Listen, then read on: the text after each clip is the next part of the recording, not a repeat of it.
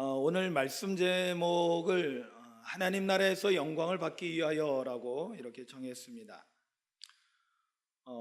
오늘 10절 말씀에 보면은 청함을 받았을 때 차라리 가서 끝자리에 앉으라. 그러면 너를 청한 자가 와서 너더러 벗이어 올라 앉으라 하리니 그때야 함께 앉은 모든 사람 앞에서 영광이 있으리라. 아멘. 그때야 함께 앉은 모든 사람 앞에서 영광이 있을 거라고 예수님께서 말씀하시는 것을 보면서 그렇구나. 우리가 이 세상에서 영광을 받는 것이 아니라 우리를 청하신 분은 누구냐면 바로 하나님이시거든요. 하나님이시고 여기서 혼인잔치는, 우리가 성경에서 나오는 혼인잔치는 결국에는 무슨 잔치를 말하냐면 하나님 나라 천국 잔치를 말합니다.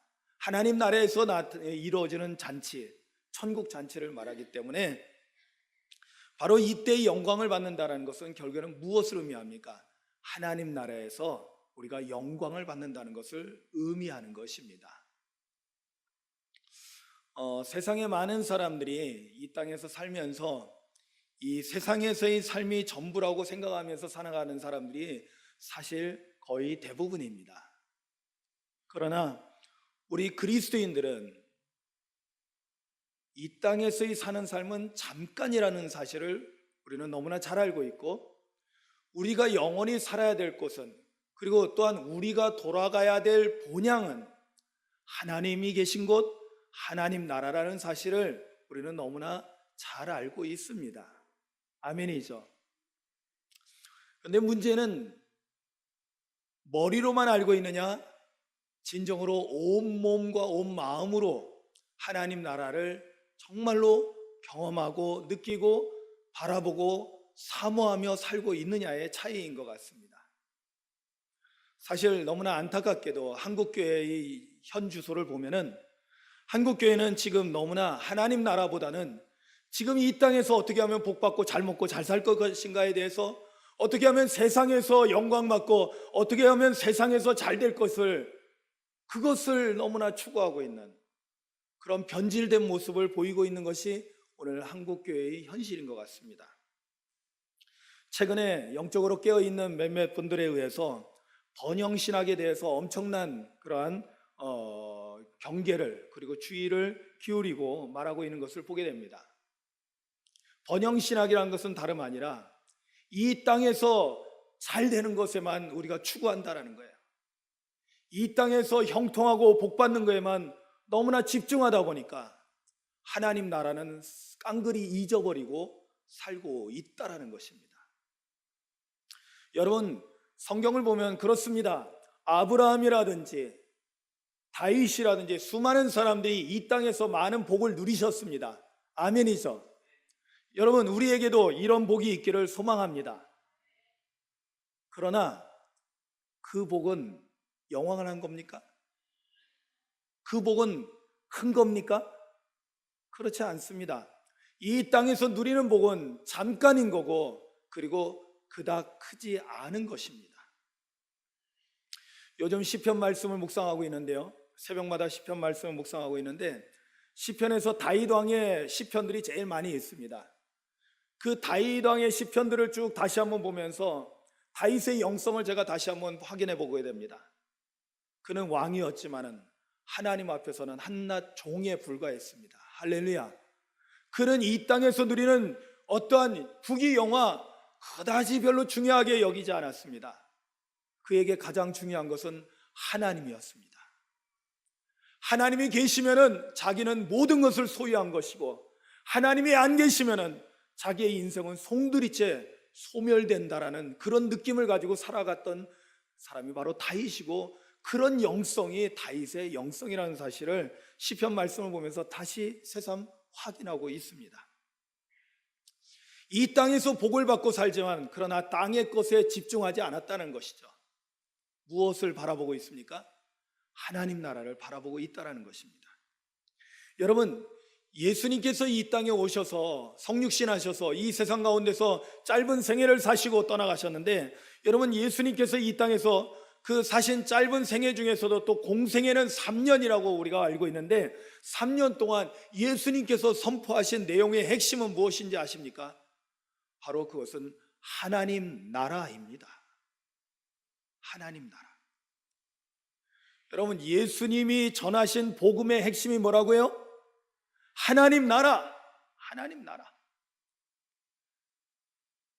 예수님은 우리에게 이 땅이 전부가 아니라 우리가 영원히 가야 될, 영원히 거하게 될 영원한 하나님 나라가 있다라는 사실에 대해서 계속해서 선포하셨고요.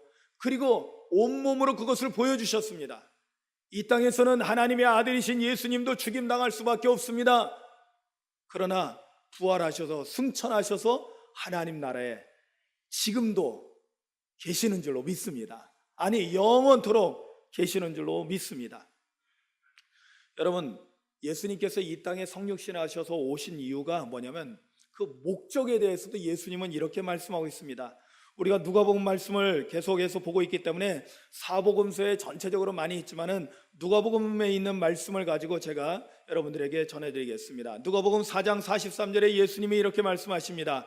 예수께서 이르시되 내가 다른 동네들에서도 하나님의 나라 복음을 전하여야 하리니 나는 이 일을 위해 보내심을 받았느니라.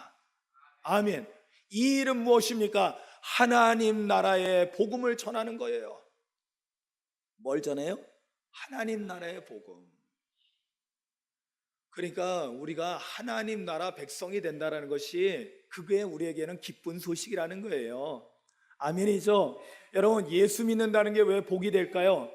예수 믿는다는 것은 세상 나라 백성으로 끝나는 것이 아니라 하나님 나라 백성이 된다는 것을 의미합니다. 할렐루야.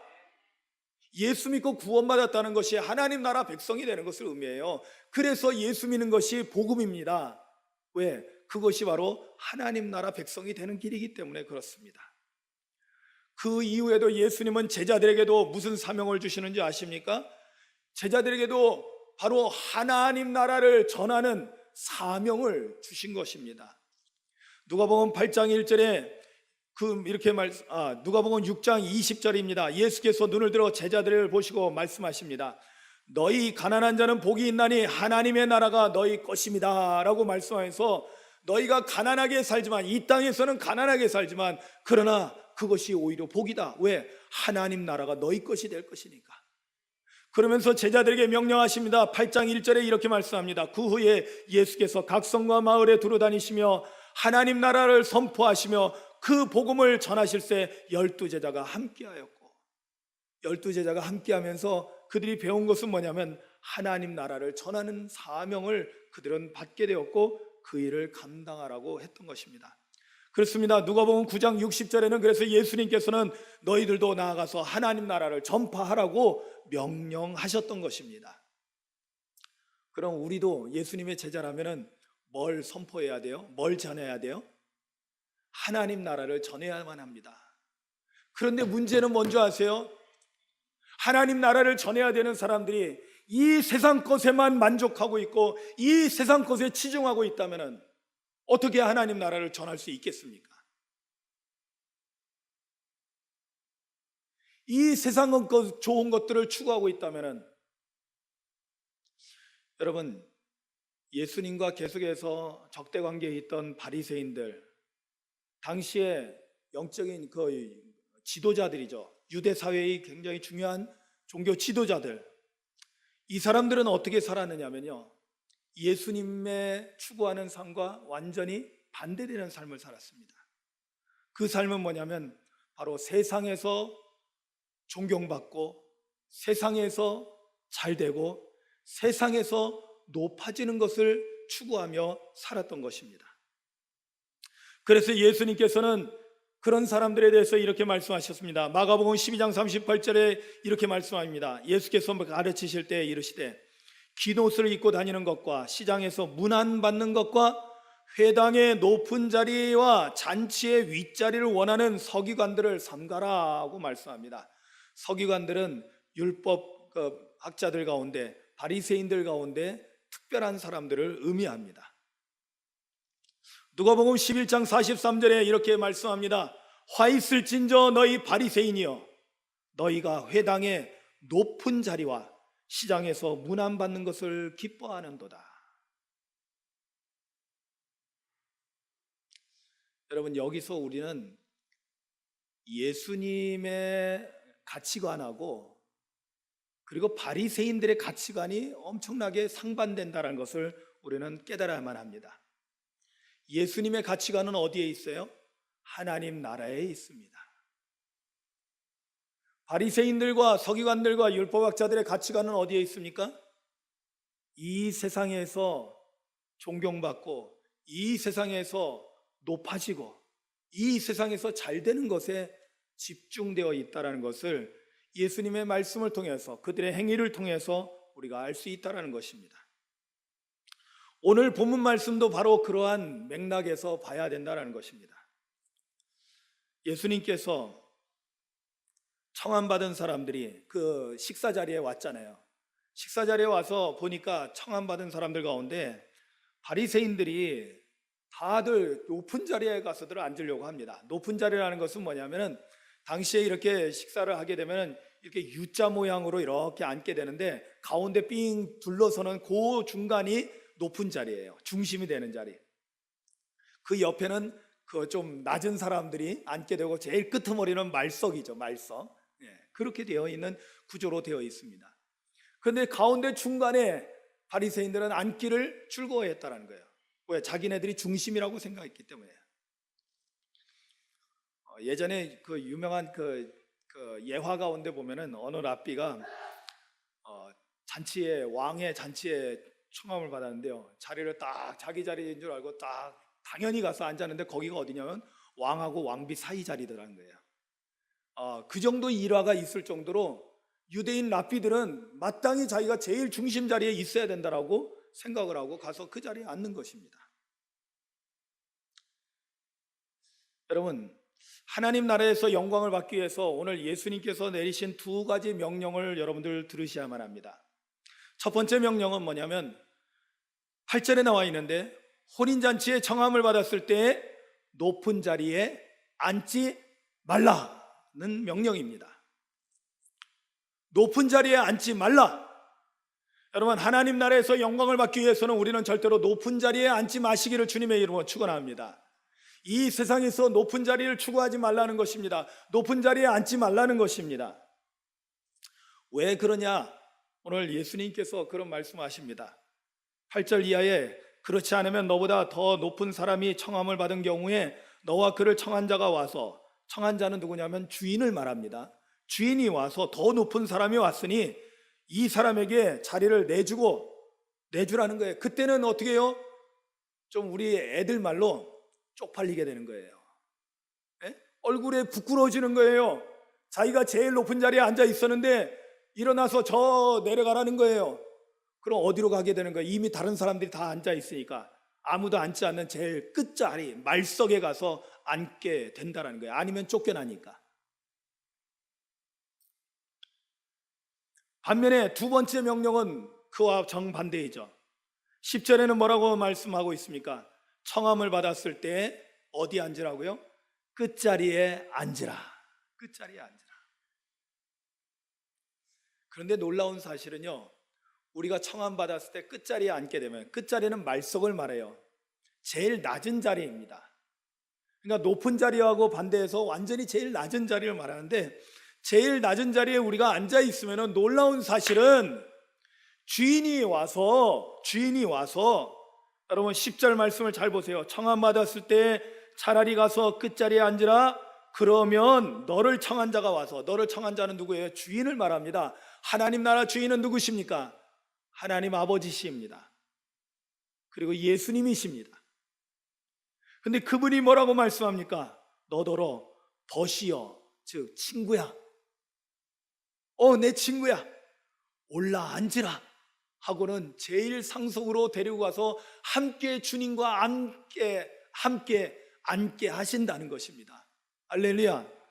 바로 그렇게 되면은 정말로 주인에 의해서 그 높은 자리를 안침을 받게 되고, 그곳에 있는 모든 사람들로부터 영광을 받게 된다는 것입니다. 바로 그 영광은 주인의 영광입니다. 하나님의 영광입니다. 하나님 나라의 영광입니다. 할렐루야.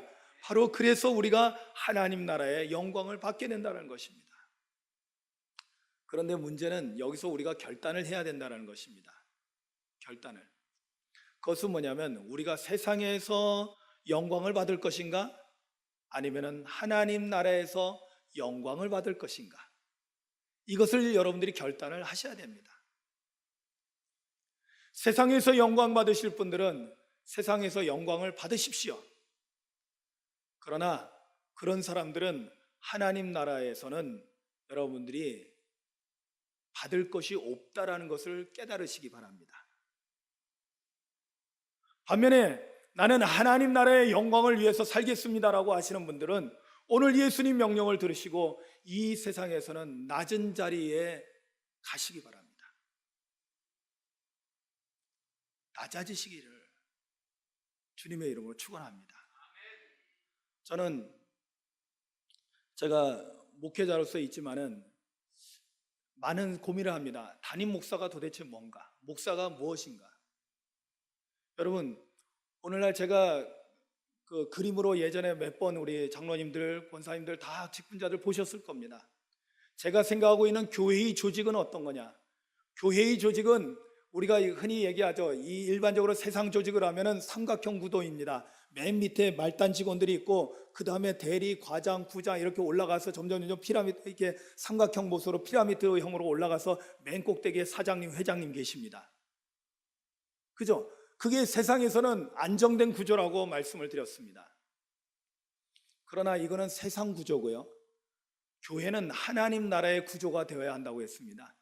하나님 나라에서 보면은 세상 구조는 굉장히 잘못된 구조예요.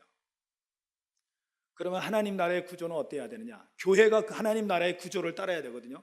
그것은 뭐냐면 바로 맨 위에 누가 계시냐면 처음 오신 성도님들이, 처음 교회에 오신 그러한 교인들이 맨 위에 있는 것입니다. 그리고 그 다음에는 집사님들이, 그 다음에는 권사님들이, 그 다음에는 장로님들이, 그리고 맨 밑에 누가 있어야 되느냐? 목사님이 있어야 된다는 거예요. 이게 뭐냐면 역삼각형 구도입니다. 세상에서 볼 때는 여러분 미술을 공부하신 분들은 아시겠지만 세상에서 보면 역삼각형 구도는 굉장히 불안한 구조입니다. 그러나 가치관이 바뀌어야죠. 보는 눈이 달라져야죠. 하나님 나라의 관점에서 볼 때는 그것이 안정된 구조입니다. 영적인 구조는 바로 그것입니다. 그리고 제가 놀라운 사실을 깨달았어요. 왜? 내가 맨 밑에 있더라고요. 담임 목사가 그러면 맨 밑에 있어야 돼요. 맨 밑에 있어야 돼요. 가장 낮은 자리에. 그런데 전혀 억울하지 않더라고요. 왜냐하면 제가 놀라운 사실을 깨달았어요. 제 밑에 예수님이 계시더라고요. 모든 교회를 떠받들고 섬기고 있는, 십자가에서 고통받으시고 고난받으시면서 그러면서 모든 교회를 떠받들고 계시는 예수님이 저보다 밑에 계시더라고요. 우리 주님이 저보다 낮은 자리에 계시는데 내가 어떻게 더 높은 자리를 추구하겠습니까? 그래서 저는 평생에 목회자로서 살면서 지금까지도 그랬지만은 앞으로도 남은 시간 동안 절대로 높은 자리를 찾지 않으려고, 높은 자리를 아예 바라보지도 않으려고 그렇게 생각하면서 목회를 하려고 하고 있습니다. 여러분, 이 마음 변치 않도록 여러분들도 계속 기도해 주시기 바랍니다. 저도 계속 그렇게 기도하고 있습니다. 그런데 여러분, 이것이 바로 뭐냐면 그리스도의 마음입니다. 주님의 마음은 무엇입니까? 여러분, 빌립보서 2장 5절에서 11절 말씀 잘 아시죠? 빌립보서 2장 5절에서 11절 말씀은 특별하게 제목이 있습니다. 우리 후대에 많은 신학자들이, 많은 성각자들이 붙여준 이름입니다. 그것은 뭐냐면 그리스도 창가입니다. 그리스도의 창가. 여러분, 그 말씀 가운데 보면 이렇게 말씀하고 있습니다. 너희 안에 이 마음을 품으라. 곧 그리스도 예수의 마음이니 그는 근본 하나님의 본체시나 하나님과 동등됨을 취할 것으로 여기지 아니하시고 오히려 자기를 비워 종의 형체를 가지사 사람과 같이 되셨고 사람의 모양으로 나타나사 자기를 낮추시고 죽기까지 복종하셨으니 곧 십자가에서 죽으심이라.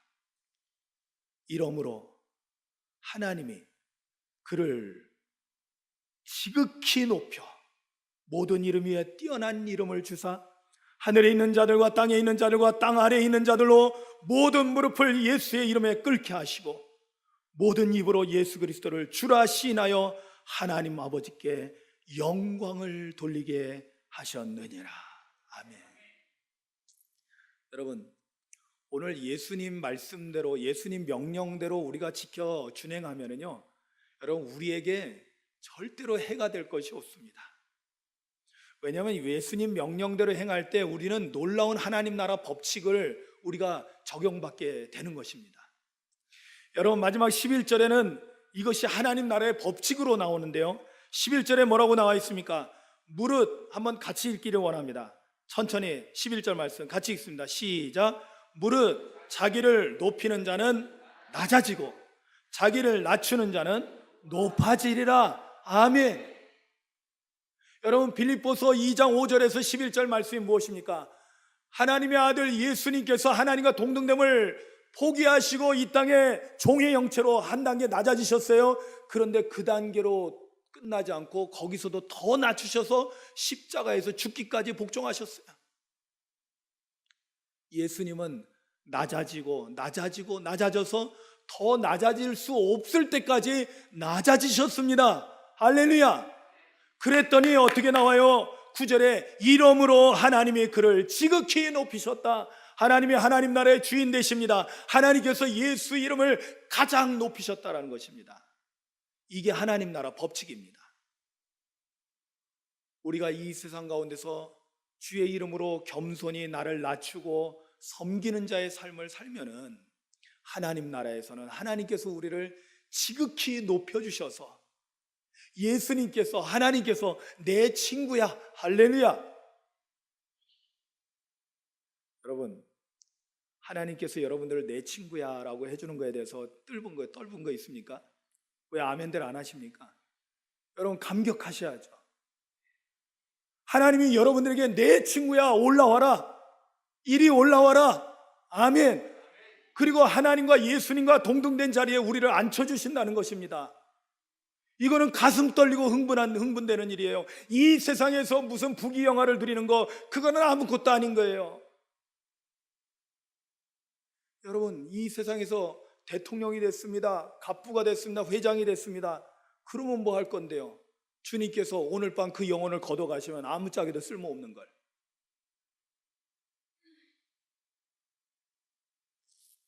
오늘 우리는 영원한 하나님 나라에서 우리 주님께서 내 친구야, 이리 올라와라. 할렐루야. 그래서 바로 그곳에서 영원한 영광을 받는 우리 모두가 될 수 있기를 주님의 이름으로 축원합니다. 그러기 위해서는 이 땅에서 우리의 삶의 방향을 정해야 됩니다. 어떻게 해요? 여러분, 목사인 저도 그렇고요, 우리 장로님들도 그렇고요, 절대로 교회 안에서 보면 높아지는 그 자리에 있는 분들이 여러분 높은 자리가 아니라는 것을 철저하게 처절하게 깨달아야 될 줄로 믿습니다. 우리는 낮아지고 섬기는 자리에 있는 것이지 절대로 높아지는 자리로 가는 것이 아닌 것입니다. 여러분, 높아지는 자리는 예수님과 멀어지는 자리입니다. 낮아지는 자리가 바로 예수님 계신 그곳으로 가는 것입니다. 여러분, 우리는 예수님을 따라가는 사람입니다. 예수님을 따라 하나님 나라까지 가야 될 줄로 믿습니다. 그러려면은 이 땅에서 겸손히 자기를 낮추고 낮아지고 섬기는 자의 삶을 살아야 된다는 것입니다. 여러분, 이것은 이론이 아니라 철저하게 우리의 삶 속에서 우리가 실천해야 될 거라는 것을 깨닫고 그렇게 살면은 우리 하나님께서 마침내 우리를 하나님 나라에서 영광을 받게 하신다는 것을 여러분 확신하시고 이 땅에서 세상에 높아지는 것이 아니라 하나님 나라의 영광을 바라보며 살아가는 저와 여러분들 되시기를 주님의 이름으로 축원합니다. 이 시간 함께 조용히 눈을 감고 기도합니다.